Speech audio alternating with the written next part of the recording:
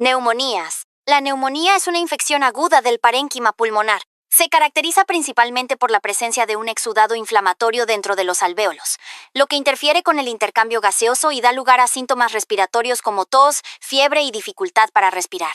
Es importante diferenciarla de la neumonitis, que es un término más amplio y se utiliza para describir la inflamación del pulmón cuando ésta no tiene una causa infecciosa. Algunos ejemplos de neumonitis incluyen aquellas originadas por radiación, reacciones a medicamentos, inhalación de sustancias tóxicas o mecanismos de hipersensibilidad. En estos casos, el compromiso se localiza más en el intersticio pulmonar, es decir, en los septos alveolares, en lugar de los alvéolos como ocurre en la neumonía. Dentro de las neumonías, una categoría importante es la neumonía adquirida en la comunidad, o NAC. Esta se define como aquella neumonía que se desarrolla fuera del ambiente hospitalario o dentro de las primeras 48 horas de una hospitalización.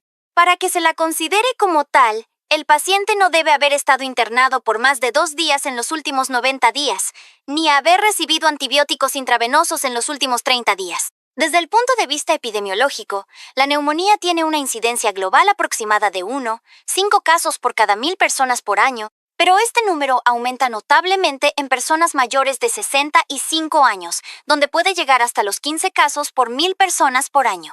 A nivel mundial, representa un problema sanitario importante. Se calcula que ocurren más de 500 millones de casos cada año, siendo una de las principales causas de mortalidad. De hecho, en muchos países es la primera causa de internación hospitalaria, y en los Estados Unidos figura como la sexta causa de muerte. Es especialmente frecuente en niños pequeños, adultos mayores e individuos inmunosuprimidos. En cuanto a la etiología, la neumonía puede estar causada por distintos tipos de microorganismos, bacterias, virus e incluso hongos.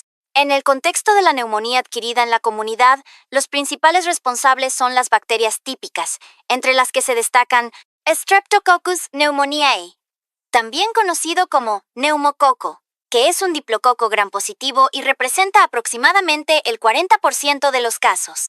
Puede producir neumonía redonda y también estar acompañado de derrame pleural. Se trata con antibióticos como amoxicilina, macrólidos o doxiciclina.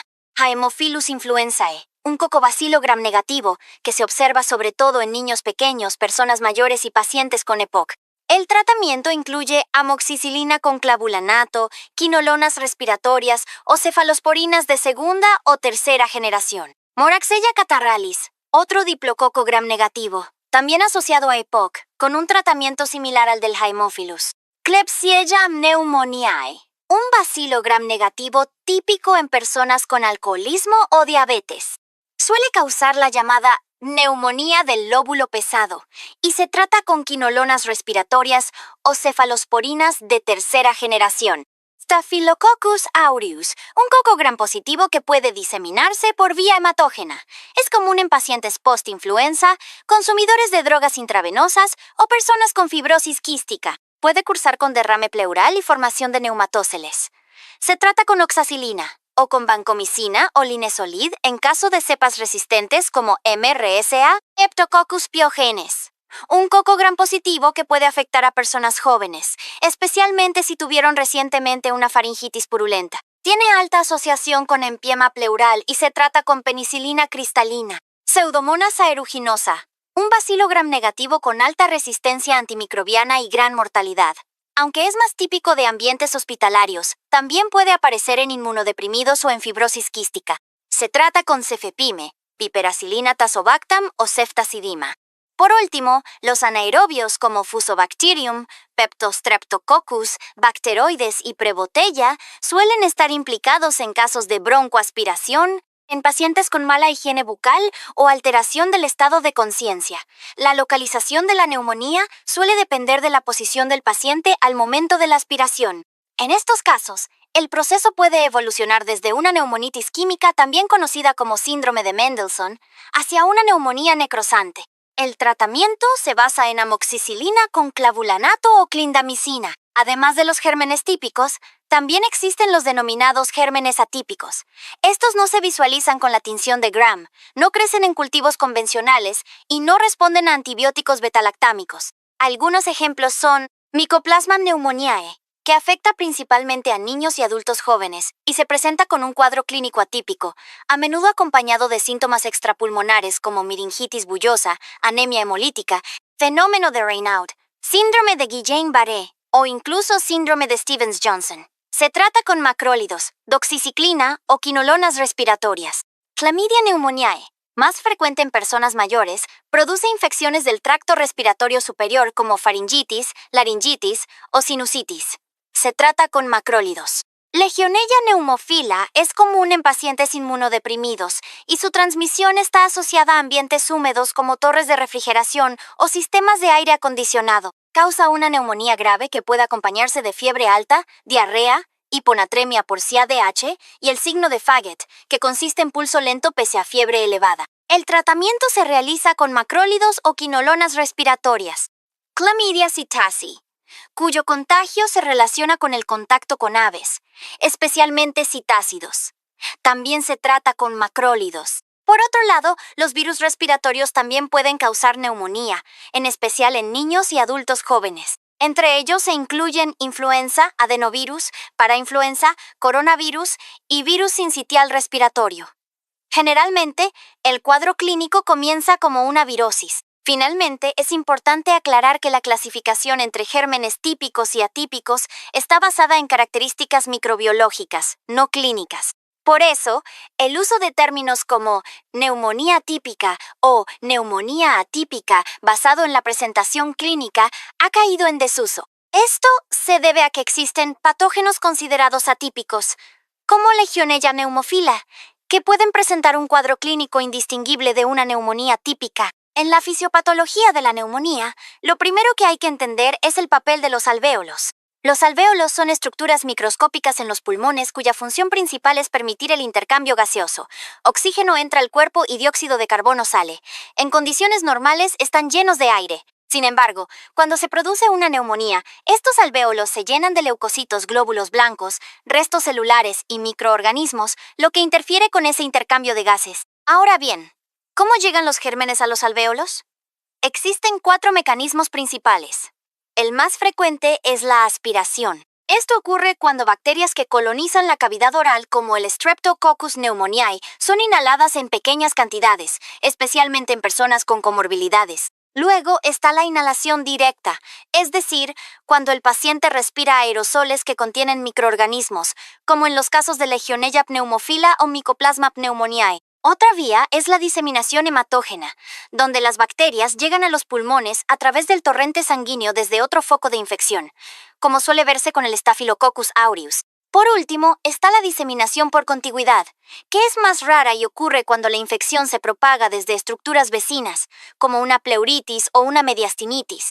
Pero que el germen llegue al alvéolo no es suficiente para causar neumonía. Se requiere una combinación de factores, una carga microbiana elevada, un microorganismo con alta virulencia y un sistema inmune que no pueda contener la infección, tanto en su componente humoral, anticuerpos, como celular neutrófilos, macrófagos, etc. Cuando la neumonía progresa sin tratamiento precoz, atraviesa una serie de fases histopatológicas clásicas. En la primera, llamada congestión, las bacterias se multiplican y hay congestión vascular, con los alvéolos llenos de un exudado seroso. Luego sigue la fase de hepatización roja. El pulmón pierde su textura esponjosa, se vuelve denso y rojo debido a la acumulación de leucocitos, fibrina y glóbulos rojos. Después viene la hepatización gris, donde el exudado ya es purulento, con muchos restos celulares, y el pulmón toma una coloración grisácea. Finalmente, si el sistema inmune logra controlarlo, se llega a la fase de resolución, donde el exudado se elimina mediante fagocitosis y tos y se restaura la arquitectura pulmonar. Con un tratamiento antibiótico eficaz, es posible interrumpir estas fases en etapas tempranas. Desde el punto de vista histopatológico, hay 2 patrones principales de presentación. Uno es la neumonía lobar, que afecta a un lóbulo pulmonar completo y se caracteriza por consolidación uniforme de los alvéolos de esa región. El otro es la bronconeumonía, en la que se afectan múltiples focos dispersos alrededor de los bronquios. Este último es el patrón más común, independientemente del germen causal, y por eso muchas veces se usa el término bronconeumonía como sinónimo de neumonía. En cuanto al cuadro clínico, aunque hoy se considera inapropiado dividir las neumonías en típicas e atípicas desde el punto de vista etiológico, este enfoque aún puede ser útil para entender cómo se presentan clínicamente. Las neumonías causadas por gérmenes típicos suelen tener una instalación aguda, en apenas 2 o 3 días. Los síntomas más comunes incluyen fiebre alta, tos con expectoración purulenta, escalofríos, dolor torácico al respirar, disnea, temblores y malestar general. Al examen físico, es frecuente encontrar estertores en la auscultación, taquipnea, taquicardia y signos de consolidación pulmonar como aumento del frémito toracovocal, submatidez a la percusión, broncofonía y pectoriloquia fónica. Si hay derrame pleural, el murmullo vesicular y el frémito disminuyen y puede haber egofonía.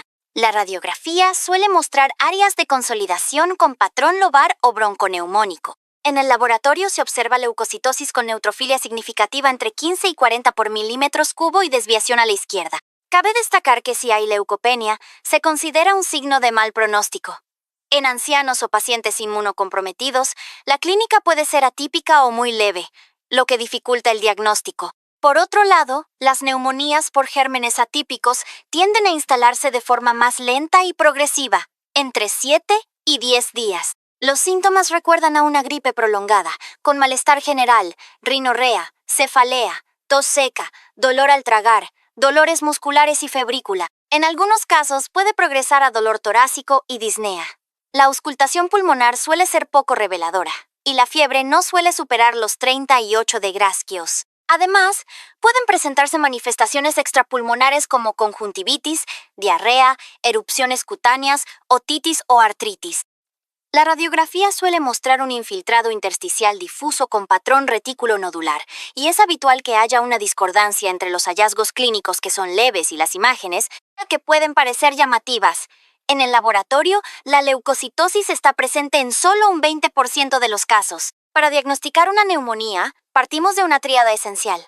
En primer lugar, necesitamos una historia clínica detallada del paciente. Esto implica interrogar sobre la evolución de los síntomas, el tipo de tos, la presencia de fiebre, dolor torácico, disnea, entre otros. En segundo lugar, el examen físico es clave, y en este punto es fundamental evaluar siempre la saturación de oxígeno, ya que puede ser un indicador temprano de compromiso respiratorio. Y en tercer lugar, la radiografía de tórax, idealmente en proyección posteroanterior y lateral, es la herramienta imagenológica básica para confirmar el diagnóstico. Ahora bien, identificar al microorganismo causante no siempre es necesario. Generalmente, se intenta hacerlo solo en casos de neumonía grave, mala evolución clínica, necesidad de hospitalización, pacientes inmunosuprimidos o por razones epidemiológicas específicas. Existen distintos métodos para intentar identificar el agente etiológico.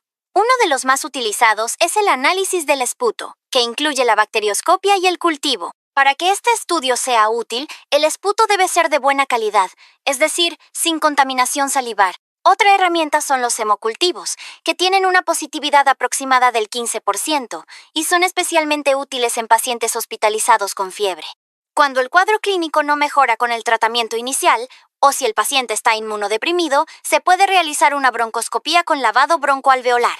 El material obtenido puede analizarse para bacterias comunes, micobacterias, hongos o virus. También hay estudios moleculares, como la PCR de hisopado nasofaríngeo, que permiten detectar microorganismos como virus respiratorios, micoplasma, clamidia, legionella o incluso micobacterias. Si en la radiografía de tórax se observa un derrame pleural de al menos 1 centímetro, se puede realizar una toracocentesis para analizar el líquido pleural. Una alternativa muy útil en algunos casos es la determinación de antígenos en orina, sobre todo para neumococo y legionella, ya que son pruebas rápidas y no dependen de la calidad del esputo. Finalmente, existe la opción de una biopsia pulmonar ya sea toracoscópica o abierta, que es el método diagnóstico definitivo, aunque se reserva solo para situaciones en las que todos los métodos anteriores fallan en identificar al patógeno.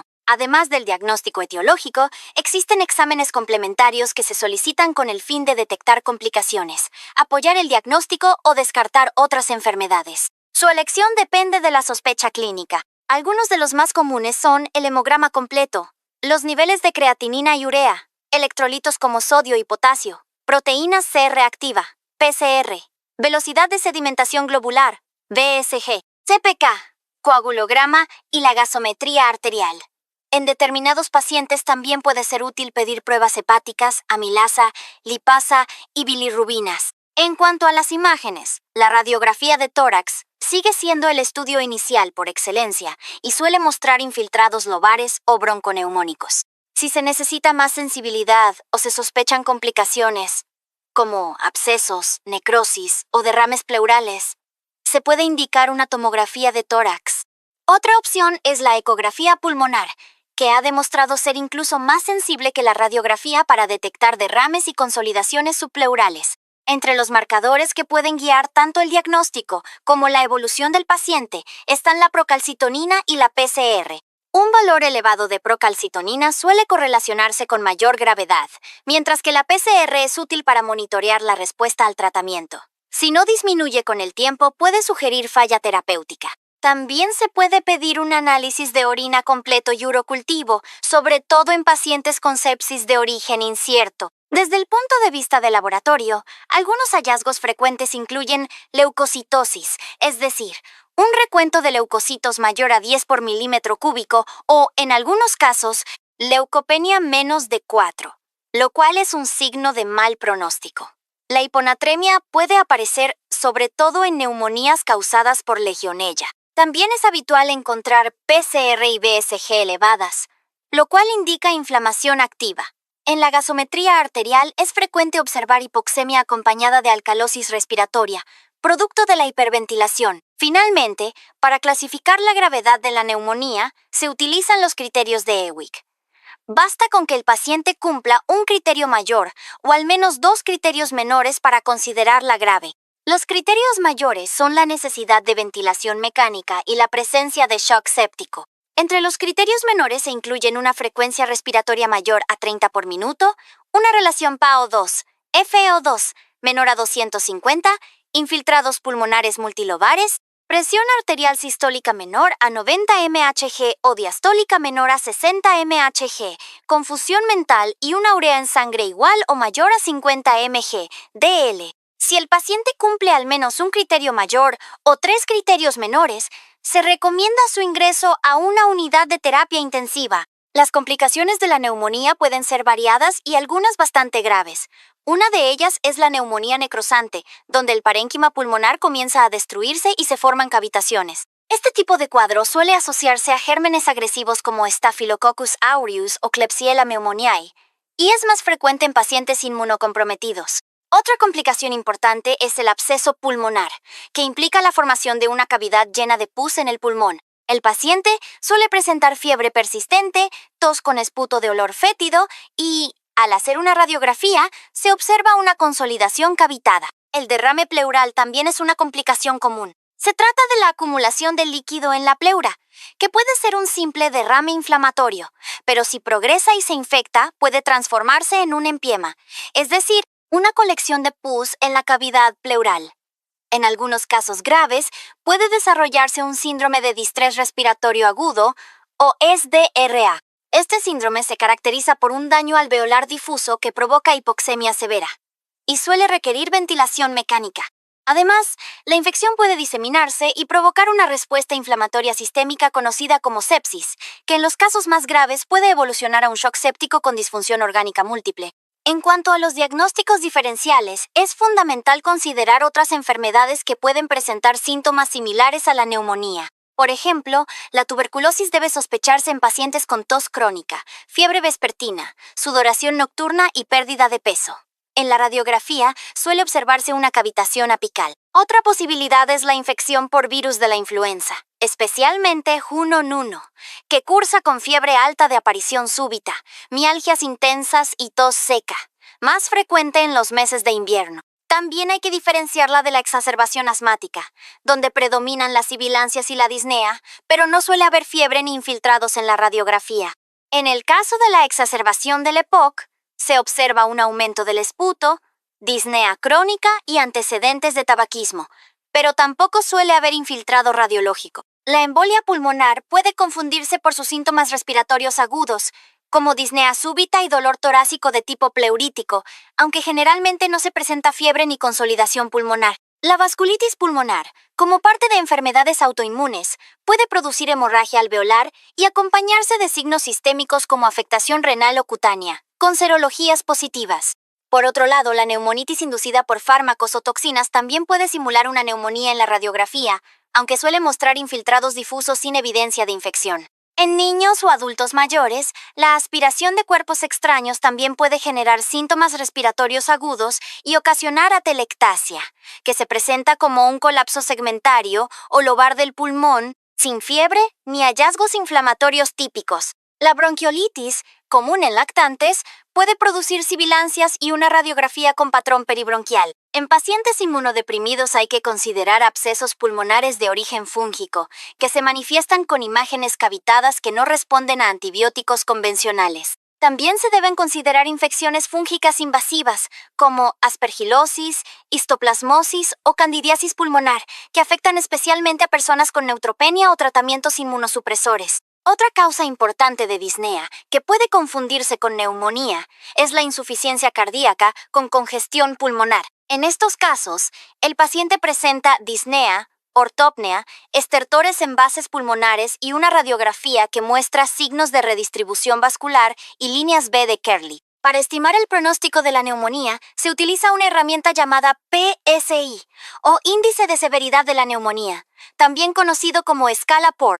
Esta escala se desarrolló para ayudar a estratificar el riesgo y estimar la mortalidad de pacientes adultos con neumonía adquirida en la comunidad. Fue elaborada a partir de un estudio multicéntrico que incluyó más de 14,000 pacientes y validada posteriormente en un subgrupo de más de 2,000 casos. Su autor principal fue el Dr. Michael J. Fine, un especialista en medicina interna general de la Universidad de Pittsburgh. El PSI funciona asignando una puntuación según 20 variables clínicas, demográficas y de laboratorio. Estas variables se suman para determinar el grupo de riesgo al que pertenece el paciente y con ello predecir su mortalidad. Por ejemplo, la edad del paciente se suma directamente como puntuación, pero si el paciente es de sexo femenino, se le restan 10 puntos. Otros factores clínicos que suman puntos son residir en un hogar geriátrico, tener cáncer activo, insuficiencia cardíaca, enfermedad hepática crónica, enfermedad cerebrovascular o enfermedad renal crónica. También se valoran signos vitales como el estado mental, la frecuencia respiratoria, la presión arterial, la temperatura corporal y la frecuencia cardíaca. En cuanto a los datos de laboratorio, se consideran el pH arterial, la urea, el sodio, la glucemia, el hematócrito y la oxigenación. Finalmente, si en la radiografía de tórax se observa derrame pleural, eso también suma puntos. Una vez calculada la puntuación total, se clasifica al paciente en una de 5 clases de riesgo. La clase I corresponde a pacientes menores de 50 años, sin alteraciones vitales ni comorbilidades, con una mortalidad extremadamente baja. La clase segunda abarca a quienes tienen 70 puntos o menos, también con bajo riesgo, y suelen manejarse de manera ambulatoria. La clase tercero incluye a pacientes con puntuaciones entre 71 y 90, con un riesgo bajo a moderado, y en estos casos se debe evaluar si es posible un tratamiento ambulatorio o si requiere internación. Las clases I y V corresponden a pacientes con puntuaciones de 90 y uno a más de 130 puntos, y en estos casos la mortalidad puede alcanzar hasta el 29%. Por eso, estos pacientes deben ser hospitalizados, y los de clase V usualmente requieren cuidados intensivos. El PSI es especialmente útil tanto en consultorios externos como en hospitales, porque orienta la decisión sobre si el paciente puede tratarse en su domicilio o necesita internación. Es una herramienta más detallada que otras escalas como el CURVE 65 y permite una estratificación más precisa del riesgo. Sin embargo, tiene limitaciones.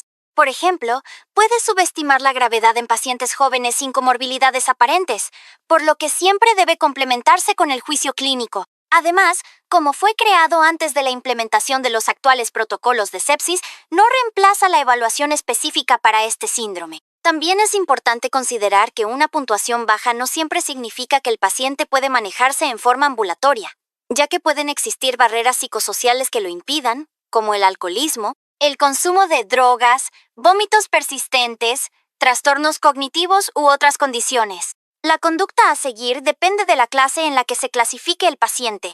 Si pertenece a las clases I o segundo, generalmente se puede manejar de forma ambulatoria, siempre que no existan condiciones sociales o clínicas que lo contraindiquen. En la clase 3, se debe evaluar individualmente si el paciente puede tratarse en casa o requiere hospitalización. Finalmente, las clases cuarto y V indican la necesidad de internación y, en muchos casos, ingreso a unidades de cuidados intensivos. Tratamiento de la neumonía. Enfoque general. La neumonía, a diferencia de enfermedades como la tuberculosis, no suele considerarse contagiosa. En la mayoría de los casos, los pacientes desarrollan neumonía debido a la colonización de su propia mucosa oral por bacterias. Como la causa más común es bacteriana, el tratamiento se basa principalmente en el uso de antibióticos. Existen diferentes protocolos para abordar la neumonía adquirida en la comunidad. Aquí vamos a presentar una síntesis práctica y completa, pensada para facilitar su aplicación en la clínica diaria. Primer paso: decidir si el paciente necesita internación. Para determinar si un paciente con neumonía debe ser hospitalizado, se pueden utilizar diversas escalas. Una de las más prácticas y rápidas es el índice CURB-65, aunque la decisión final siempre depende del juicio clínico del médico, quien además debe considerar factores sociales del paciente. ¿Qué es el CURB-65? El CURB-65 es una herramienta que permite evaluar la gravedad de la neumonía adquirida en la comunidad y estimar el riesgo de mortalidad. También sirve para decidir si el tratamiento debe realizarse de forma ambulatoria, en sala general o en terapia intensiva. Este índice se basa en 5 criterios: confusión mental, urea elevada a más de 50 mg, DLFRE, frecuencia respiratoria igual o superior a 30 por minuto, presión arterial baja sistólica menor de 90 mmHg o diastólica menor o igual a 60 mmHg y edad igual o mayor a 65 años. Cada uno de estos factores suma un punto. Interpretación del puntaje. Un puntaje de 0 indica un riesgo de mortalidad muy bajo, del 0, 6%, y el paciente puede tratarse de forma ambulatoria. Con 1 punto, el riesgo es bajo, del 2, 7%. Y también suele indicarse tratamiento ambulatorio. Un puntaje de 2 refleja un riesgo moderado, del 6, 8%. En estos casos, se recomienda una internación breve en sala general o tratamiento ambulatorio con un seguimiento muy estrecho. Cuando el paciente tiene 3 puntos, se considera un riesgo alto, del 14%, por lo que debe hospitalizarse y se debe considerar su ingreso a terapia intensiva. Finalmente, si obtiene 4 o 5 puntos, el riesgo de mortalidad es muy alto, cercano al 25%, lo que exige internación inmediata y evaluación para ingreso en cuidados intensivos. Limitaciones del CURB-65. Aunque es una herramienta útil, el CURB-65 tiene baja sensibilidad para identificar a aquellos pacientes que realmente necesitan cuidados intensivos. Por eso, algunos pacientes con puntuaciones bajas pueden requerir internación en UTI. Además, no toma en cuenta comorbilidades importantes ni si el paciente reside en un hogar geriátrico. A esto se suma que tanto la urea elevada como la confusión pueden deberse a condiciones previas, no necesariamente a la neumonía. En estos casos puede utilizarse la escala SOAR, que omite la urea y la confusión, y evalúa presión arterial sistólica, oxigenación, edad y frecuencia respiratoria. Conducta según el puntaje del CURB-60 y 5, con 0 o 1 punto, se puede realizar tratamiento ambulatorio. Con 2 puntos, se recomienda internación en sala general. Con 3 o más puntos, es necesaria la hospitalización y considerar ingreso en UTI. Es importante recordar que hospitalizar a los pacientes con puntajes altos en esta escala permite una mejor monitorización, acceso a estudios urgentes y decisiones terapéuticas más eficaces. Además, estos pacientes deben ser evaluados con herramientas específicas para sepsis, como la escala SOFA, que permite detectar de forma temprana el compromiso sistémico. Segundo paso: ¿cuándo se debe identificar al patógeno?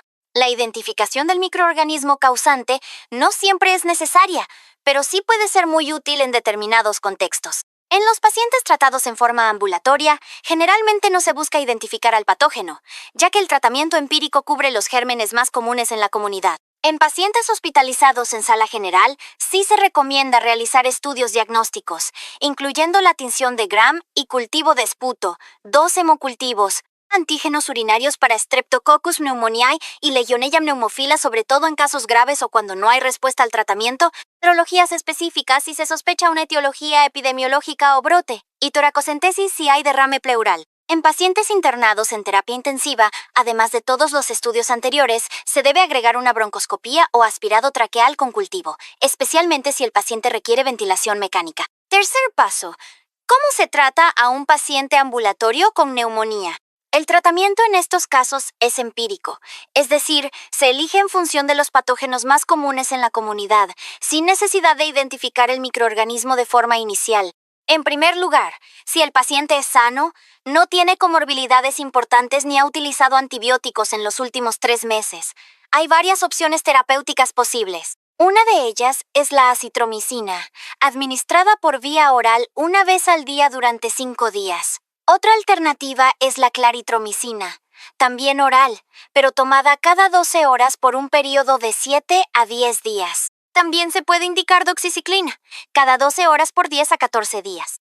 Por otro lado, se puede usar una combinación de amoxicilina con clavulanato. En este caso, la dosis dependerá del formato del comprimido, pudiendo administrarse cada 8 o cada 12 horas, generalmente durante 7 días. Ahora bien, si el paciente presenta comorbilidades como enfermedades crónicas o ha utilizado antibióticos recientemente, la elección del antibiótico debe ser distinta. En estos casos, se recomienda una quinolona respiratoria como levofloxacino, moxifloxacino o gemifloxacino, en dosis diarias por al menos 5 a 7 días, dependiendo del fármaco. También puede utilizarse la combinación de amoxicilina con clavulanato junto con un macrólido como la acitromicina. En pacientes en los que se sospecha neumonía por aspiración, es decir, por entrada de contenido gástrico o bucal a los pulmones, la estrategia cambia nuevamente. Aquí se opta por amoxicilina con clavulanato en esquemas más prolongados, de 10 a 14 días, o se puede usar clindamicina, administrada cada 6 horas por al menos una semana.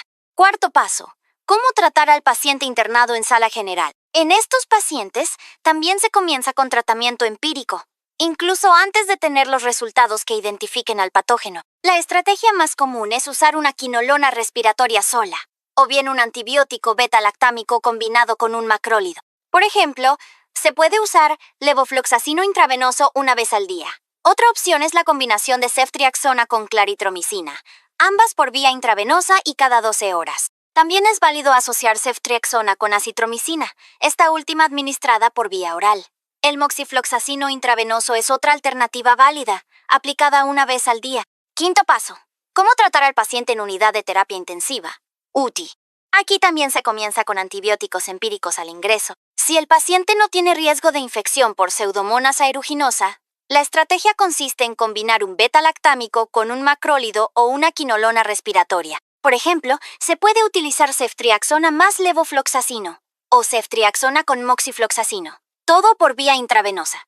También se puede usar la combinación de ceftriaxona y claritromicina. Pero si el paciente presenta factores de riesgo para Pseudomonas aeruginosa como enfermedad pulmonar estructural, uso reciente de antibióticos o internación prolongada, el enfoque cambia. En este caso se debe usar un antibiótico con actividad contra Pseudomonas, combinado con otro que tenga buen espectro respiratorio. Algunas opciones incluyen cefepima con ciprofloxacino o imipenem más cilastatina junto con levofloxacino. Otra alternativa es piperacilina con tazobactam más levofloxacino. Además, si se sospecha infección por Staphylococcus aureus resistente a meticilina, MRSA, se debe añadir un agente específico como vancomicina o linezolid. Sexto paso: ¿cuándo se debe realizar una toracocentesis? Este procedimiento está indicado en pacientes con neumonía que, en la radiografía de tórax, presentan un derrame pleural. Existen algunos criterios radiológicos que indican cuándo realizar la punción. Por ejemplo, si en una radiografía de perfil el nivel del líquido supera los 5 centímetros de altura, si en una radiografía en decúbito lateral el líquido mide más de 1 centímetro, o si en la proyección posterior-anterior el derrame ocupa más del 20% del hemitórax, la toracocentesis está indicada. El líquido pleural extraído debe ser analizado. Si se detectan signos de empiema o de derrame complicado como una glucosa por debajo de 60 mg/dl, una LDH mayor de 1000 UI/L, un pH inferior a 7,2 o una bacterioscopia positiva, se debe realizar un drenaje torácico con sello de agua para evitar la formación de fibrosis. En todos los casos, es fundamental mantener el tratamiento antibiótico. Séptimo paso: ¿qué hacer si el paciente no mejora? La mejoría clínica con antibióticos debería observarse dentro de las primeras 48 a 72 horas. Si esto no ocurre, hay que considerar varias posibilidades. En primer lugar, puede tratarse de un esquema antibiótico inadecuado. También hay que pensar en complicaciones, como la formación de un absceso pulmonar o un derrame pleural que no ha sido drenado. Otro escenario posible es que el cuadro esté causado por un agente inusual, como Mycobacterium tuberculosis o algún hongo. Finalmente, hay que cuestionarse si el diagnóstico inicial fue correcto, ya que puede que no se trate realmente de una neumonía, sino de otra patología con presentación clínica similar. ¿Cuándo se puede pasar a vía oral el tratamiento antibiótico en pacientes internados? El cambio de antibióticos intravenosos a vía oral puede realizarse siempre que se cumplan todos los criterios necesarios. En primer lugar, el paciente debe poder tragar correctamente, ya sea tabletas, cápsulas o líquidos. Además, tiene que haber estabilidad hemodinámica sostenida por más de 24 horas. Esto implica que los signos vitales estén dentro de los siguientes parámetros: una temperatura igual o menor a 38 grados Celsius, una frecuencia cardíaca igual o menor a 100 latidos por minuto, una frecuencia respiratoria de hasta 24 respiraciones por minuto y una presión arterial sistólica mayor o igual a 90 milímetros de mercurio. Respecto a la duración del tratamiento, en casos leves se indica un total de entre 7 y 10 días. En cuadros graves, se extiende entre 10 y 14 días. En caso de que el agente causal sospechado sea micoplasma o clamidia, se recomienda mantener el tratamiento por al menos 14 días. ¿Cuándo dar el alta a un paciente internado por neumonía? El alta hospitalaria se puede indicar cuando el paciente muestra un buen estado general y, al igual que para el paso a vía oral, debe cumplir con ciertos criterios. Primero, tiene que haber alcanzado los requisitos necesarios para cambiar antibióticos por vía oral. Además, debe encontrarse en su estado mental habitual, sin alteraciones agudas. También es importante que no existan complicaciones agudas ni en sus comorbilidades ni en los estudios de laboratorio recientes. Por último, se requiere una oxigenación adecuada. Esto se traduce en una presión arterial de oxígeno mayor a 60 mHg o bien una saturación de oxígeno superior al 92% en aire ambiente o que no requiera más de 2 litros por minuto de oxígeno suplementario. Por supuesto, estas cifras se ajustan según la situación basal del paciente, como en los casos de EPOC o hipoxemia crónica. ¿Qué seguimiento se debe hacer después del alta? Después del alta, se recomienda realizar una radiografía de tórax de control a las 6 semanas, incluso si el paciente está completamente asintomático y en forma ambulatoria. En cuanto a la tomografía, esta solo se solicita si surgen complicaciones clínicas o si la radiografía no resulta concluyente. ¿Cómo se puede prevenir la neumonía grave mediante vacunación? Hay 2 vacunas clave en la prevención. La primera es la vacuna antineumocócica. En adultos mayores institucionalizados, se indica la vacuna 23 valente, que se administra en una dosis con refuerzos cada 5 años. En los niños pequeños se usa la vacuna 10 valente, que se aplica en 3 dosis a los 2, 4 y 6 meses de edad, con un refuerzo entre los 12 y 15 meses. La segunda es la vacuna contra la gripe, influenza, que se aplica de forma anual.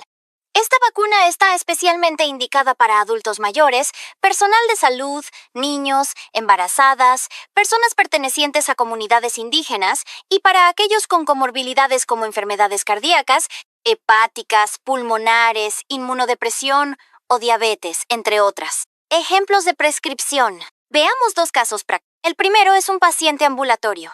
Se trata de un hombre de 35 años, sin comorbilidades, que consulta por fiebre, tos y dolor torácico. En el examen clínico se observa una consolidación en el hemitórax derecho. Se diagnostica una neumonía sin complicaciones. En este caso, la prescripción incluye acitromicina 500 miligramos, un comprimido por día durante 5 días. Ibuprofeno 600 miligramos, un comprimido cada 8 horas en caso de fiebre o dolor. Loratadina 10 miligramos, un comprimido diario por 5 días. Este tratamiento se prescribe con receta blanca carbonada, ya que contiene antibióticos. En el segundo caso, el escenario es hospitalario. Una mujer de 67 años, con diagnóstico previo de diabetes, presenta fiebre, dolor torácico, disnea leve y una saturación del 88% en aire ambiente.